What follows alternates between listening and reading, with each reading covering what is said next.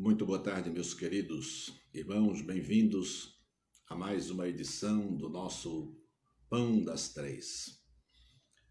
Este encontro que realizamos todos os dias, um encontro que é uma iniciativa da Igreja Batista em Vila das Belezas, nossa querida igreja em Cristo Jesus. Queremos nesse momento inicial...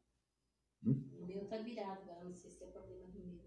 Eu acho que é problema do meu. Acho que é o teu aí. Nesse momento inicial, queremos dar o nosso muito bem-vindo a todos, desejando que Deus a todos abençoe.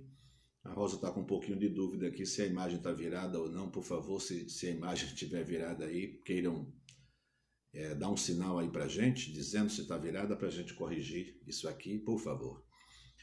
O meu parece estar direitinho. Tivemos esse problema na última edição.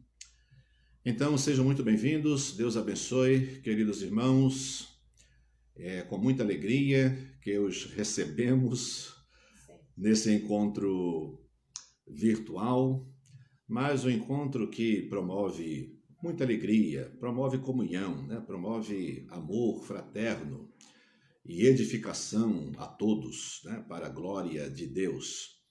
Nosso desejo com este trabalho realizado é promover a edificação, né? Minha e sua, de cada um de nós e de todos nós juntos. Bem, meus queridos irmãos, quero inicialmente orar, agradecendo a Deus a oportunidade que nos é dada neste sábado, 3 horas da tarde. E, bem, a gente poderia estar buscando outras coisas, né? Outros entretenimentos, mas aqui estamos porque temos um propósito no nosso coração de buscar as coisas que são do alto, onde Cristo está sentado à glória, à direita do Pai, como muito bem nos diz a sua santa palavra.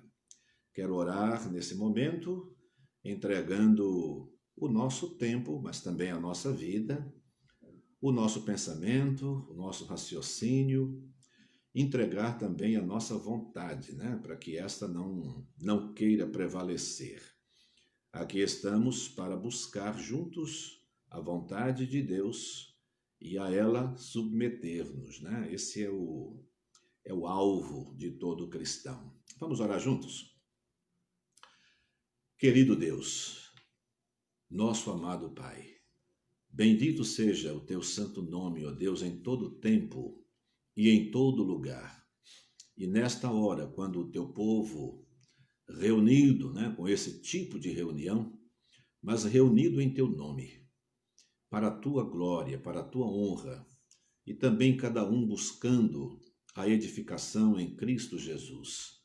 Nós desejamos, Pai querido, em nome de Jesus, dedicar a Ti o nosso tempo, a nossa vontade, os nossos pensamentos, os nossos interesses, todos esses sentimentos, Senhor, queremos colocá-los debaixo da Tua direção, em servidão ao Senhor, para que não façamos a nossa vontade, não pensemos o que queremos pensar, não desejemos aquilo que agrada a nossa carne, mas desejamos, Senhor, nos submeter à Tua vontade, por ela guiar a nossa vida durante toda a nossa existência.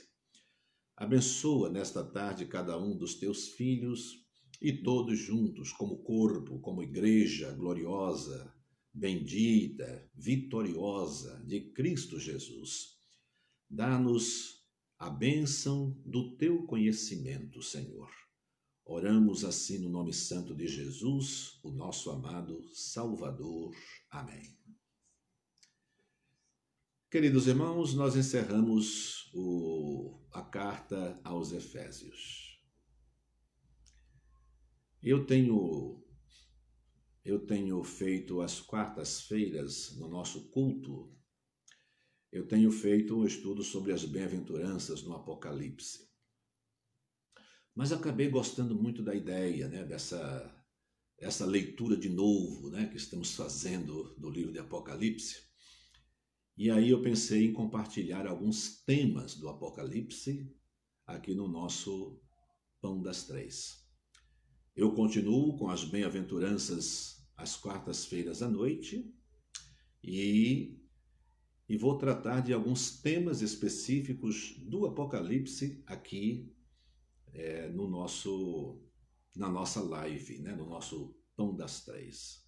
Então, hoje nós vamos dar uma olhada no capítulo 1, a partir do verso 9 até o verso 20, que é a visão que João tem do nosso Senhor Jesus Cristo, os sentimentos de João perante aquela visão.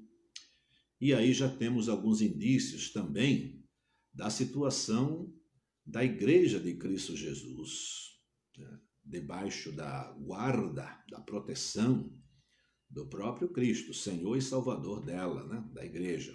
Então, é disso que vamos tratar hoje e por algumas semanas, porque os temas nos levarão a algumas semanas. Não é um estudo completo em todo o livro. Vamos tratar de alguns temas, mas são vários, né? Aqueles que nós consideramos os mais apropriados para a igreja, né, de hoje, dos nossos dias, os problemas que vivemos, então tudo aquilo que se relaciona mais com o nosso momento. Esses temas nós traremos aqui. Foi pensando nisso também que resgatei um hino antigo. Esse hino só os pracinhas conhecem, né? Os pracinhas são aqueles veteranos de guerra que ainda vivem e, bom, entre os quais eu estou, né? Como batista bastante antigo. Mas é um hino de Luiz de Carvalho. Esse hino tem como título Obra Santa. E ele fala do relacionamento entre a noiva e o noivo. Então, quem sabe, canta, né? Se você sabe, cante comigo, Obra Santa do Espírito, esta causa é do Senhor.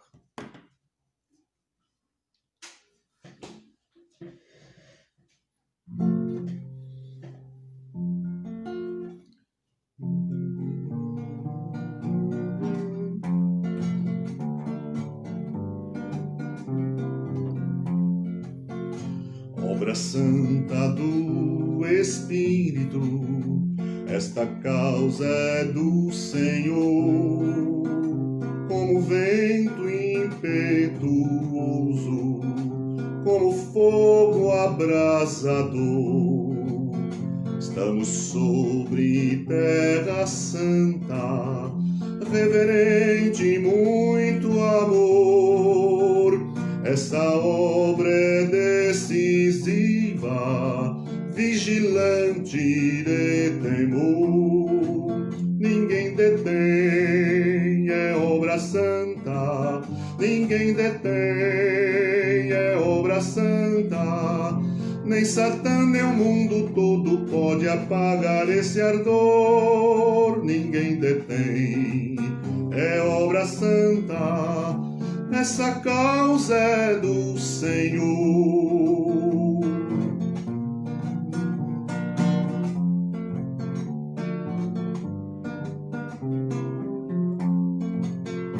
Eis o noivo vem chegando, espalhando suave amor. Já se sente o perfume da unção do Salvador, e a noiva ataviada de pureza e esplendor, aguardando entrar nas bodas pra reinar com o Senhor. Ninguém detém, é obra santa. Ninguém detém, é obra santa. Nem Satã, nem o mundo todo pode apagar esse ardor. Ninguém detém, é obra santa. Essa causa é do Senhor. Essa causa é do Senhor.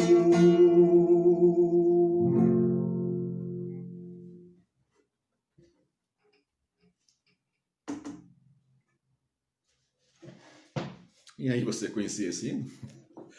Alguns conhecem, estou vendo ali algumas pessoas antigas. Ah, está o Isaac Rodrigues Xavier. Esse se conhece bastante essas músicas.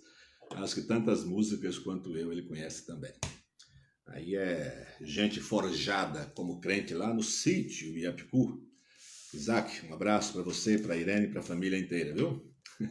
Juraci também conhece esses hinos. Que bom, de vez em quando é bom trazer esses resgates que nos levam a pensar e coloca em nós o desejo de compartilhar isso para que essa geração conheça, né? O grande desejo meu de estudar o livro de Apocalipse é porque lendo e estudando a gente começa a perceber um descompasso, né, entre a igreja de ontem e a igreja de hoje, gerações passadas e gerações presentes. Geralmente não se deve comparar gerações, porque cada geração tem o seu próprio problema, cada geração tem os seus próprios desafios, né? Então, os problemas quase sempre são os mesmos, mas eles, em cada geração mais recente, os problemas se apresentam com uma nova roupagem, né? Os problemas se apresentam de modo diferente, mas são os mesmos. Os desafios para os crentes, as dificuldades são muito grandes. Agora, com o passar do tempo e com os movimentos culturais, com o secularismo, né, que é a influência que o presente século exerce com muita força dentro da igreja, aí a gente começa a observar que a coisa, a adoração, o viver cristão está assim meio na superficialidade ou então um pouco nas nuvens, né, sem os pés no chão. Eu sei que as pessoas às vezes pensam em subir, estar nas nuvens, como uma expressão de enlevo espiritual, mas para mim, a palavra do que estou dizendo tem o sentido de que a gente está com os pés fora do chão, né? Olha, põe os pés no chão, aquela antiga expressão, dizendo assim, toma juízo, né? Pensa corretamente nas coisas. Então, vamos lá. Hoje, Apocalipse, então, capítulo 1, nós vamos ler dos versos 9 até o verso de número 20. E aqui exatamente quando João se apresenta, né, e começa a descrever a sua visão. Vamos lá. Eu, João, que também sou vosso irmão e companheiro na aflição e no reino e paciência de Jesus Cristo, estava na ilha chamada Patmos, por causa da palavra de Deus e pelo testemunho de Jesus Cristo. Eu fui arrebatado em espírito no dia do Senhor e ouvi detrás de mim uma grande voz, como de trombeta, que dizia: o que vês, escreve-o no livro e envia-o às 7 igrejas que estão na Ásia, a Éfeso, a Esmirna, e a Pérgamo, e a Tiatira, a Sardo, a Filadélfia e a Laodiceia. E virei-me para ver quem falava comigo. E virando-me, vi 7 castiçais de ouro. E no meio dos 7 castiçais, um semelhante ao Filho do Homem, vestido até os pés de um vestido comprido e cingido pelos peitos com um cinto de ouro. E a sua cabeça e cabelos eram brancos como lã branca, como a neve, e os seus olhos como chama de fogo, e os seus pés semelhante a latão reluzente, como se tivessem sido refinados numa fornalha, e a sua voz como a voz de muitas águas. E ele tinha na sua destra 7 estrelas, e da sua boca saía uma aguda espada de 2 fios, e o seu rosto era como o sol, quando na sua força resplandece. E eu, quando o vi, caí a seus pés como morto. E ele pôs sobre mim a sua destra, dizendo-me: Não temas, eu sou o primeiro e o último, e o que vivo e fui morto. Mas eis aqui estou, vivo, para todo sempre. Amém. E tenho as chaves da morte e do inferno. Escreve as coisas que tens visto, e as que são, e as que depois destas hão de acontecer. O mistério das 7 estrelas que viste na minha destra e dos 7 castiçais de ouro. As 7 estrelas são os anjos das 7 igrejas, e os 7 castiçais que viste são as 7 igrejas. Amém. Queridos irmãos, Deus nos abençoe agora na leitura e na reflexão sobre a sua palavra, em nome de Jesus Cristo, que Deus, pelo seu Espírito, venha nos auxiliar a entender, a nos envolver, a nos observar, a nos analisar, né? Qual é a nossa situação, nossa participação, à luz do que temos lido até aqui. Então, vamos lá. Eu gostaria de que no estudo de hoje a gente pensasse nos personagens que aparecem aqui. Nós temos, pelo menos, podemos pensar em João, que é um dos personagens centrais da passagem, né? Ele é quem tem a visão. Podemos pensar em Cristo Jesus e podemos pensar na igreja. E, por fim, para concluir, a gente procura ver como é que a gente se encaixa em tudo isso. E uma vez compreendendo isso, quais são os desafios que despontam aí diante de nós? É interessante, né? A gente começa a pensar no período, né? Então, assim, para que a gente tenha alguma informação sobre esse material também, né? O último livro da Bíblia, chamado Apocalipse. O livro Apocalipse, porque Apocalipse significa a palavra, né? Significa revelação, né? Então, a ideia de que mistérios guardados até então, né, agora passam a ser revelados, para que a igreja tome conhecimento, para que a igreja se prepare, para que a igreja tenha consciência e tenha ciência do que está acontecendo enquanto ela vive, enquanto ela trabalha, o que está por trás das suas lutas como igreja e das lutas individuais de cada crente em Cristo Jesus. Então vejam só, tudo começa com o próprio período em que essa carta foi escrita, né? Para a grande maioria dos estudiosos, né? Aqueles que nos auxiliam a compreender o contexto histórico para poder entender melhor a palavra de Deus, são os homens que Deus levantou, gente para estudar mesmo, né? Gente com amor pelo estudo, pesquisa e que tem prazer também em repartir os seus conhecimentos para auxiliar os demais crentes, como nós, pastores, evangelistas, professores de escola dominical, nós fazemos a mesma coisa, né? Aquilo que a gente consegue entender da palavra de Deus, considerando a legitimidade, né, da nossa interpretação, que deve ser aferida pela própria palavra de Deus. Nenhuma interpretação deve ser dada a nenhum texto se essa interpretação entra em choque ou coloca alguma dúvida sobre outro texto. Sempre que a gente fizer alguma interpretação da palavra de Deus, essa interpretação deve ser submetida a toda a Bíblia. Ela não pode ter harmonia apenas com o texto e entrar em choque com um bocado de outros textos da Bíblia, né?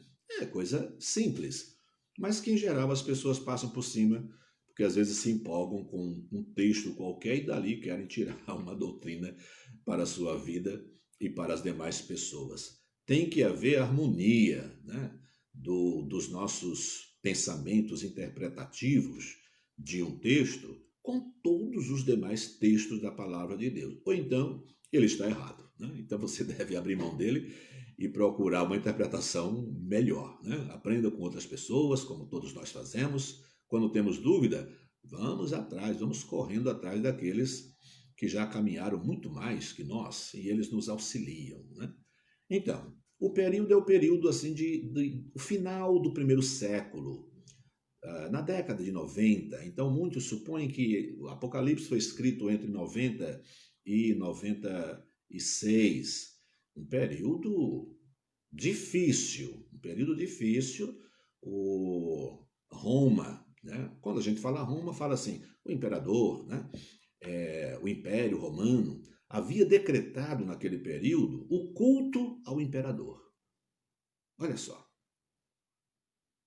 É como se nós, os cristãos, aqui no Brasil, vivendo como vivemos hoje, e de repente levantasse aí um governo, um povo, uma força, né? Uma força muito grande, e dissesse daqui em diante nós temos que cultuar, temos que adorar fulano de tal. Opa, e aí? Qual seria a nossa atitude como crente em Cristo Jesus? Então, evidentemente que no primeiro século, né, os apóstolos, os crentes, as igrejas daquele período lutaram muito e resistiram. Muitos foram mortos por não se submeterem ao culto do imperador. Nenhum crente sincero quis corromper a sua fé e a sua fidelidade em Cristo Jesus, mesmo colocando a sua vida em risco, como muitos morreram. Esse é o caso do próprio João, que não foi morto, como alguns outros apóstolos, mas ele foi exilado. Então ele foi levado para a ilha de Patmos, uma ilha que vive aí, é próximo da Ásia também, é até próximo dessas igrejas para as quais ele escreve, mas é uma ilha, ela fica no mar Egeu, né?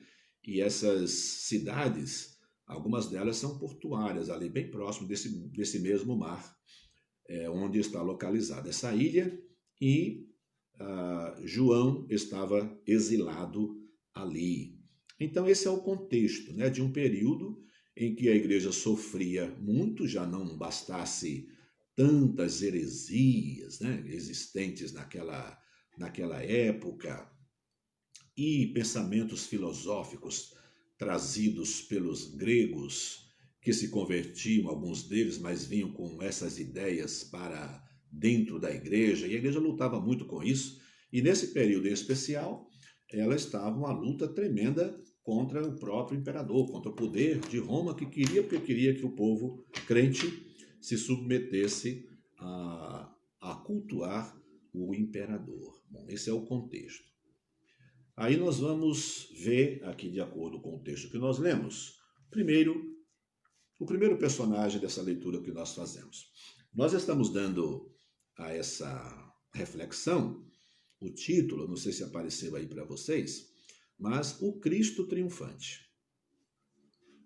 E eu gosto de pensar no Cristo triunfante já no comecinho do estudo de Apocalipse, porque o estudo de Apocalipse levanta muitas questões assim de dúvida, de insegurança, de medo, de olhar para tantas figuras, né, tantos termos enigmáticos, números que parecem um compêndio de numerologia, né? Então monstros, seres desfigurados, nós vamos encontrar tudo isso. Mas Apocalipses, né, escritos apocalípticos, era uma forma literária, né? Esse Apocalipse que nós temos não é o único livro dessa época que surgiu nesse estilo literário. Haviam outros também, outros livros escritos dentro desse estilo apocalíptico. Claro que este, diferente dos demais, recebeu a canonização, passou a fazer parte do cânon bíblico, porque foi orientado por Deus, mas usando um sistema de escrita da própria época também. Como o livro ia tratar muito de figuras, de lutas, de guerras, né? E geralmente uma guerra que está invisível aos olhos humanos, ele usa então muitas figuras e muitos enigmas. Então é interessante a gente estudar exatamente por isso, o prazer de ler, mas a gente lê sem medo. Apocalipse é um livro para a gente ler com alegria, né? Por causa, então, e por essa razão eu coloquei esse título, né? O Cristo triunfante. A gente começa a olhar e vai ver muita guerra, muita luta, né, nesse período, mas a gente já vai lendo Apocalipse, sabendo que quem está no controle de tudo, inclusive dessas guerras, a batalha final, né, o dragão, a besta, as bestas, porque são duas, né, e os falsos profetas, o falso Cristo, o anticristo, essa luta toda, e mesmo a morte de muitos seguidores de Cristo Jesus, mas por trás de tudo isso está uma vitória que é certa. Então o livro não nos causa medo, a batalha não nos causa medo e é um lenitivo para as batalhas que nós enfrentamos hoje. Agora, precisamos enfrentar as batalhas de hoje tomando como exemplo esses personagens bíblicos. Quer ver? Veja o que acontece com João aqui. Então a gente volta à leitura fazendo agora alguns comentários. Eu, João, irmão e companheiro de vocês, né? E ele disse aqui, no sofrimento e no reino e na perseverança em Cristo Jesus. Esse comecinho, né, da fala de João já é interessante para a gente se medir, para a gente se comparar, né? Eu, João, que também sou vosso irmão e companheiro na aflição. E a primeira pergunta a gente faz para a gente mesmo aqui. A minha vida hoje é uma vida de aflição? Eu estou sendo afligido? E essa pergunta necessariamente ela pede outra. Se a resposta for sim, tudo bem, então eu estou sendo afligido. Eu estou sofrendo. O meu sofrimento, a minha aflição é por causa do Evangelho? Nós, os crentes de hoje, precisamos urgentemente pensar nisso. Quais são as causas dos nossos sofrimentos e como é que nós enfrentamos o sofrimento? Vocês já perceberam que as mensagens hoje que nós entoamos, que nós cantamos, e expressões, né, que passam por aí na cabeça e nos lábios de muitos crentes são palavras de ordem, como aquelas que os movimentos políticos de hoje fazem? Palavras de ordem são aquelas que dizem assim, já ganhou, está tudo resolvido, a nossa vitória é certa, vamos à luta, vamos para a conquista, vamos buscar a nossa taça. Aí os crentes passam a copiar isso com palavras de ordens também. Vocês já ouviram crentes dizendo assim, São Paulo é de Jesus, eu declaro profeticamente, São Paulo é de Jesus, São Paulo está debaixo do governo de Jesus? De certa forma, tudo que existe, não existe nenhuma estrutura de força, né, de poder, nenhuma instituição, nenhuma organização que não esteja debaixo da autoridade de Cristo, porque Ele é Deus e Ele é Senhor absoluto de todas as coisas. Mas quando as pessoas dão essas palavras de ordem, elas estão dizendo que o mal vai desaparecer, que Jesus está no comando, então saia daí, vocês são perdedores, nós somos vitoriosos. E enquanto as pessoas declaram isso, a cidade de São Paulo, por exemplo, afunda numa imoralidade tremenda, né, num amor excessivo à diversidade e tudo aquilo que representa de pecaminosidade para com Deus. Tudo bem, eles não estão cometendo crime de acordo com a lei, porque eles elaboram lei para favorecer as suas preferências, né, no campo da moral. E ainda essas leis que os favorecem ainda querem silenciar a nossa voz. Para você, por exemplo, não pregue contra o homossexualismo, para que você não pregue contra a bigamia, a poligamia, para que você não fale contra a imoralidade sexual. As leis são feitas para que os crentes tenham os seus lábios fechados e sejam impedidos de pregar contra a imoralidade. E enquanto isso dizem, São Paulo é de Jesus, São Paulo é de Jesus, eu decreto, e ainda levanta a mãozinha para cima com esses gestos que parecem emitir poder. Isso não tem poder nenhum. Você tem que falar contra essas coisas, correndo o risco de que, se as autoridades quiserem prender você, que prendam. O povo sem Deus trabalha querendo reger tudo pela lei, lei construída por mentes influenciadas por Satanás. Nós temos a mente de Cristo. E a nossa luta a nossa luta é contra o pecado. Às vezes uma coisa não é um crime. Ninguém vai ser preso pelo que está fazendo, mas é pecado. Então, na verdade, o que o governo não quer é que a gente chame de pecado, e para eles pecado é crime. Para Deus é uma coisa e outra, né? Mas é como se a gente estivesse falando e praticando um crime porque estamos contra a lei que protege a imoralidade, que estimula a imoralidade. Nós vamos sempre falar contra todo tipo de imoralidade, todo tipo de injustiça também que fazem, que cometem. Nós vamos sempre levantar nossa voz. Então, isso significa uma luta. E a nossa luta que não é contra a carne e o sangue, não. É aquela que nós estudamos em Efésios capítulo 6. É a luta contra as potestades, as estruturas, que por trás delas está a pessoa de Satanás, aquela mente diabólica do mal, criando todas as coisas e procurando impedir a marcha da igreja. João está dizendo que ele se identifica conosco. Olha, eu sou irmão de vocês. Nós estamos juntos nessa luta, no reino e no sofrimento. Quem está sofrendo hoje por causa do Evangelho?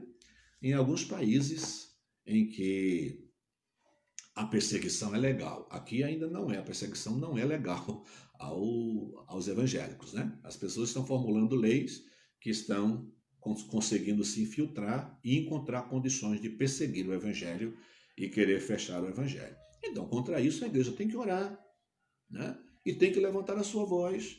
Isso é sofrer. Agora, querer encontrar um meio para viver aí de acordo e em paz com o mundo, aí já não é procedimento de crente, né?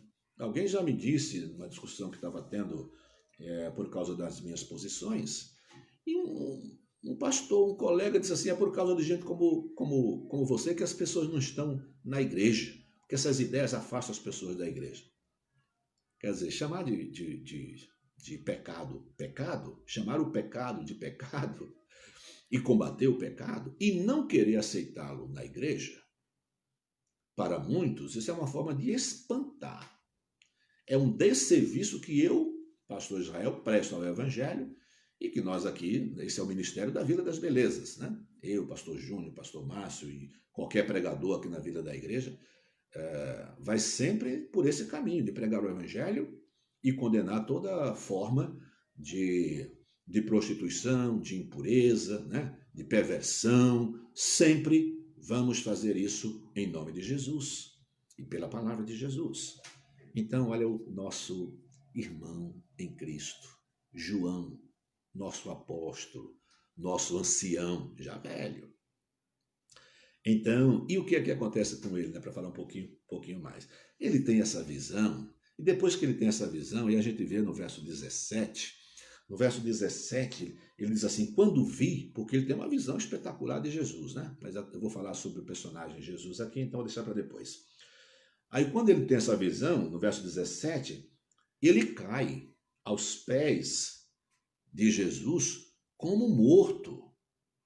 Olha o impacto da visão da glória. Nós não sabemos o que é isso. Tem crente até que canta dizendo que quer ver, quer tocar em Jesus. Jesus está glorificado. Essa figura aqui, então já passamos a falar dele, né? Jesus Cristo glorificado. E aqui ele é apresentado. Depois que ele subiu para o céu, ele mostrou uma centelha da glória dele para Saulo a caminho de Damasco. E o que aconteceu? Vocês sabem. Saulo ficou cego, caiu. E só voltou a ver quando Deus mandou que o servo dele orasse. E aí ele ora e Saulo, então já começa aí a ser Paulo, ele tem a sua visão restaurada. Uma centelha, uma pequena faísca da glória de Cristo Jesus. Mas nós que não sabemos de nada, ficamos dizendo, Senhor, eu quero ver tua face, eu quero te tocar, eu quero te abraçar, eu quero... Eu nem chamo isso de música evangélica. Mas não posso fazer nada por isso, né? São os nossos cânticos de hoje em dia, destituídos de firmeza teológica, um visível apelo às emoções, com pouquíssimo ou nenhuma luz em termos de conhecimento, e o homem e uma sociedade, uma geração já perdida em termos de conhecimento, se afasta ainda mais da fonte do conhecimento que é Cristo Jesus. Outro personagem aqui é Cristo Jesus. Quem é Cristo? Como é que ele é aparecido? Né? Como é que ele aparece aqui? Virando-me, vi 7 candelabros de ouro, e entre os candelabros um semelhante a um filho do homem, com uma veste que chegava aos pés. Ele tinha um cinto de ouro em redor do seu peito. Sua cabeça e seus cabelos eram brancos como a lã, tão brancos como a neve, e os seus olhos como chama de fogo. Seus pés eram como bronze numa fornalha ardente, sua voz como o som de muitas águas.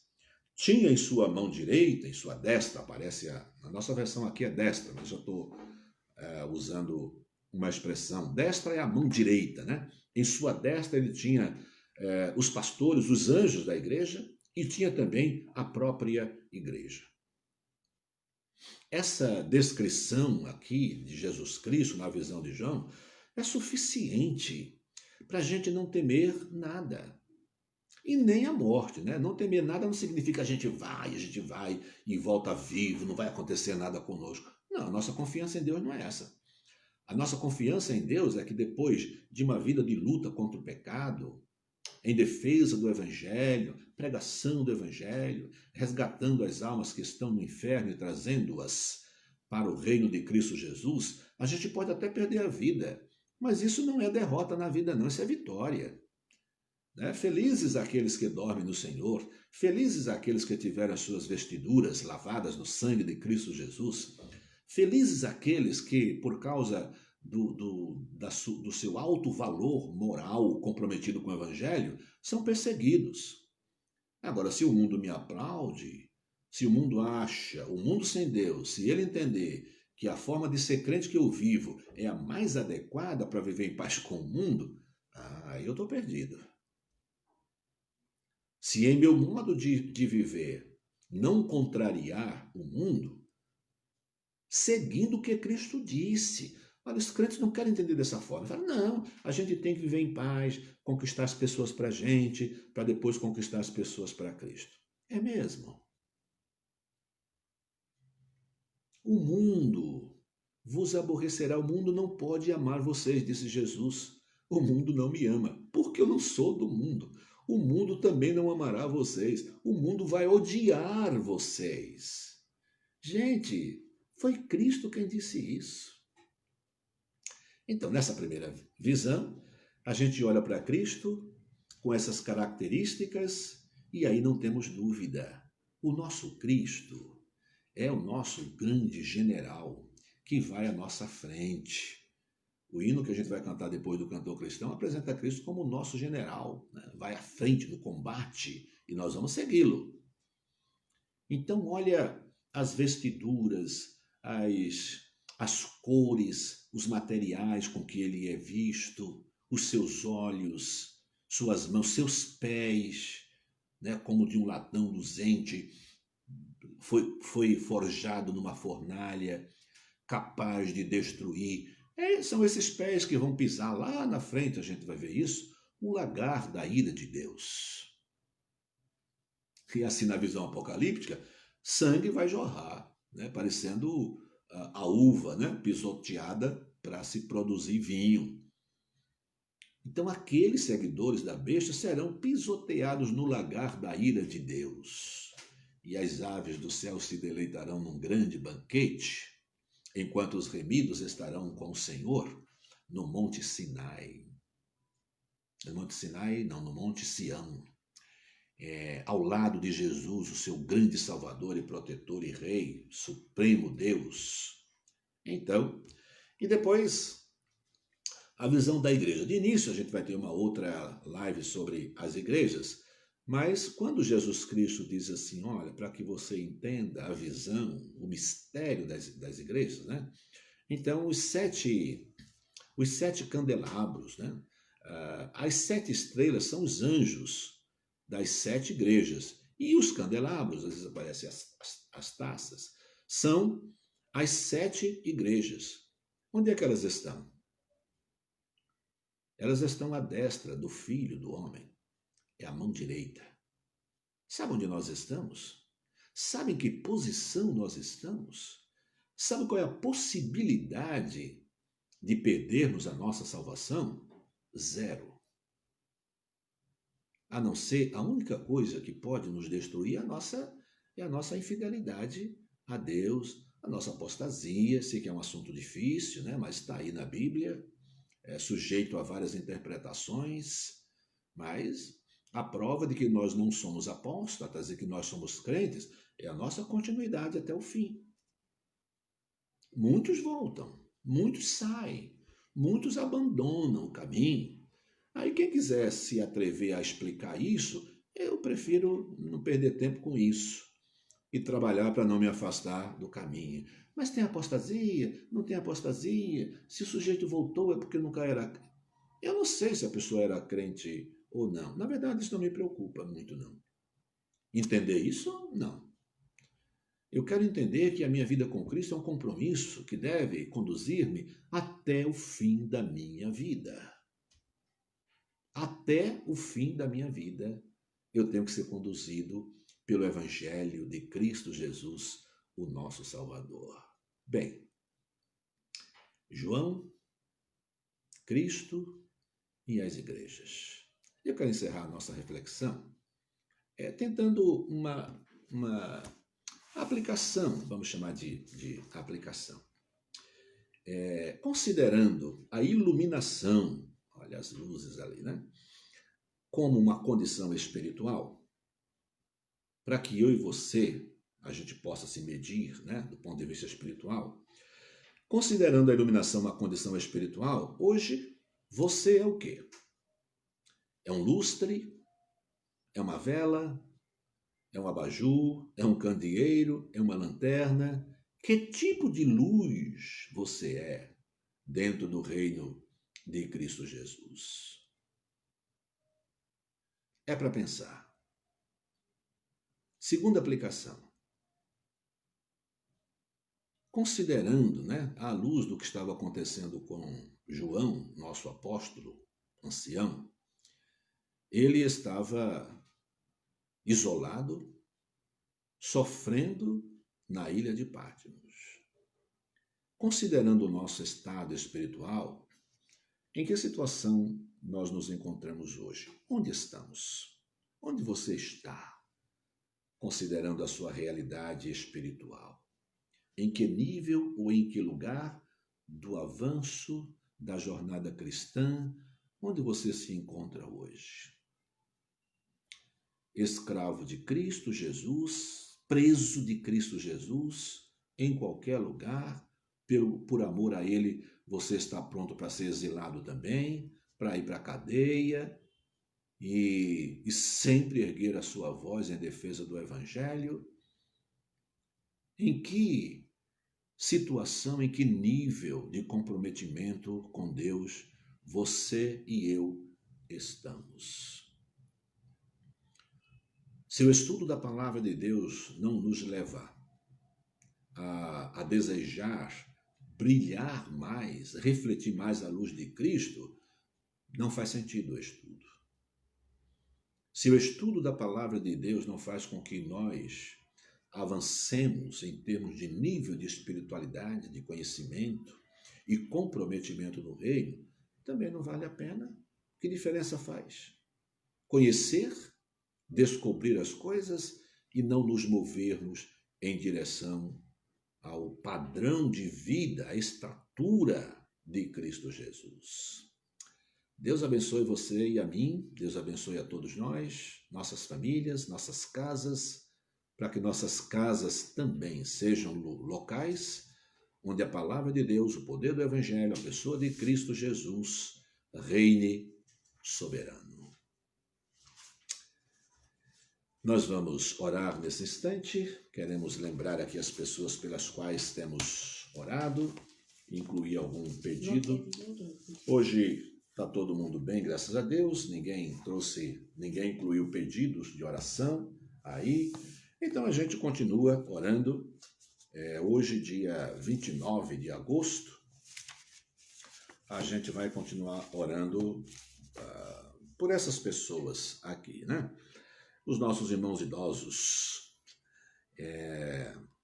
e os nossos irmãos com problemas de saúde. Hoje nós não sabemos se houve algum progresso ou não, né? Porque não foi colocado aí. Hein?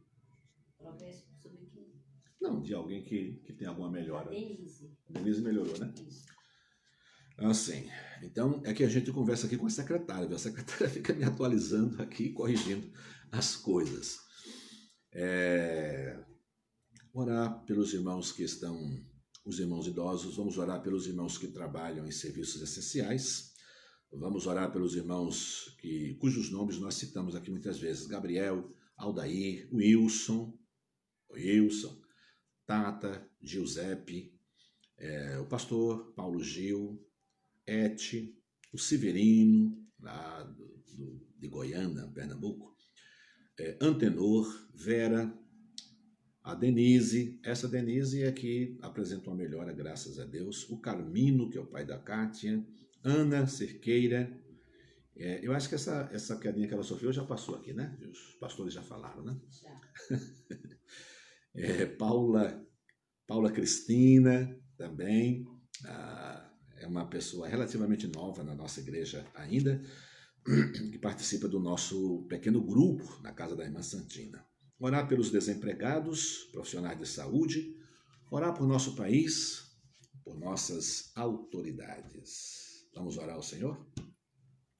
Deus bendito, todo-poderoso, nós agradecemos o privilégio da oração, da intercessão e o privilégio de sermos chamados, capacitados por Ti, Senhor, para sermos intercessores, ajudando os nossos queridos irmãos que tanto precisam.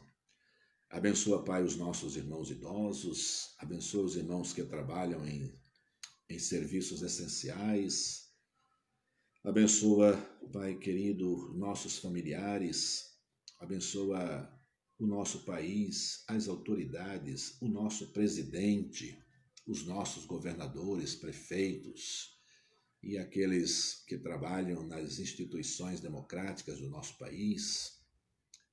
Abençoa, Pai querido, a Tua igreja no Brasil, para que ela viva brilhando intensamente a luz do Evangelho, a luz de Cristo Jesus.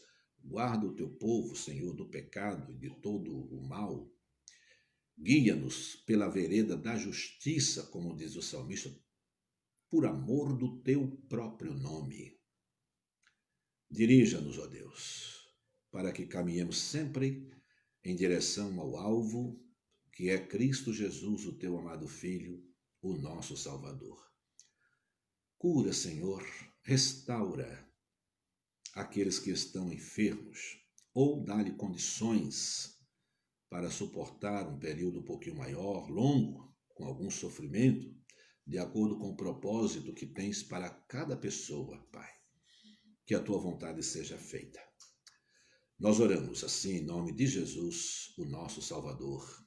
Amém. Bem, meus irmãos, eu falei de um hino do cantor cristão, é o hino 475. Esse hino fala de luta. E nós vamos cantar, né? Vamos batalhar, juntos pelejar, todos guerrear, vamos já, é o que diz o hino, tem como título Lutar, 475. Ele tem 3 estrofes apenas, dá para a gente cantar, ainda faltam quase 10 para as 4, vamos cantar.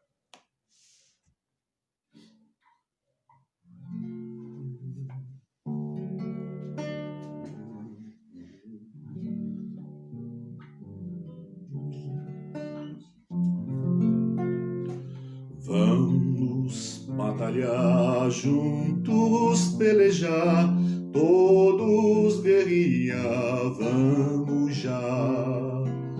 O inimigo que com as hostes vem, tão feroz e mal que vencerá. Vamos, crentes, vamos já avante, firme sempre contra Satanás. Cristo é nosso comandante, vai conosco, general capaz. Vamos avançar sem temor, alçar e fazer brilhar nossa luz. Trevas vão fugir, glórias hão de vir, venham todos proclamar Jesus. Vamos, crentes, vamos já avante, firme sempre contra Satanás. Jesus Cristo é nosso comandante, vai conosco, general capaz. Ó glorioso Pai, o fiel não cai, sempre avante vai, vencedor.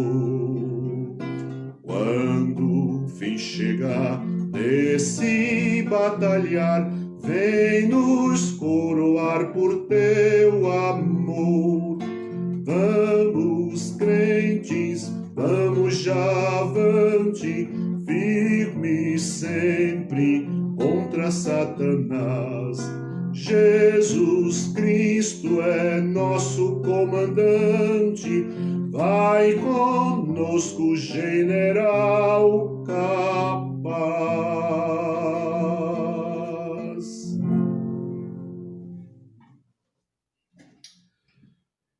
Muito bem, meus irmãos, o hino que nos convida à luta, à batalha. Vamos batalhar. Temos o nosso general, que é Cristo, que vai no comando, né, do pelotão, equipado, marchando para a batalha e para a vitória. Queridos irmãos em Cristo Jesus, estamos encerrando mais uma edição do nosso Pão das Três. Amanhã, às 10h30, nós temos o nosso culto no canal do YouTube, Igreja Batista em Vila das Belezas, canal do YouTube. À noite também às 19h. E na segunda-feira, às 15h, de novo, nós teremos mais um Pão das Três com o pastor Márcio Sarraf. Deus dê a todos vocês um bom fim de semana, os trabalhos em suas igrejas, como a igreja tem trabalhado, todas têm procurado alcançar suas ovelhas. Então Deus abençoe ricamente a sua vida e a sua família. E saibam, daqui a gente continua orando. Nas nossas orações a gente menciona mesmo os nomes, porque aí a gente tem mais um pouco de tempo, né? Deus abençoe, um grande abraço, um bom fim de semana a todos, até amanhã e até segunda-feira. Grande abraço.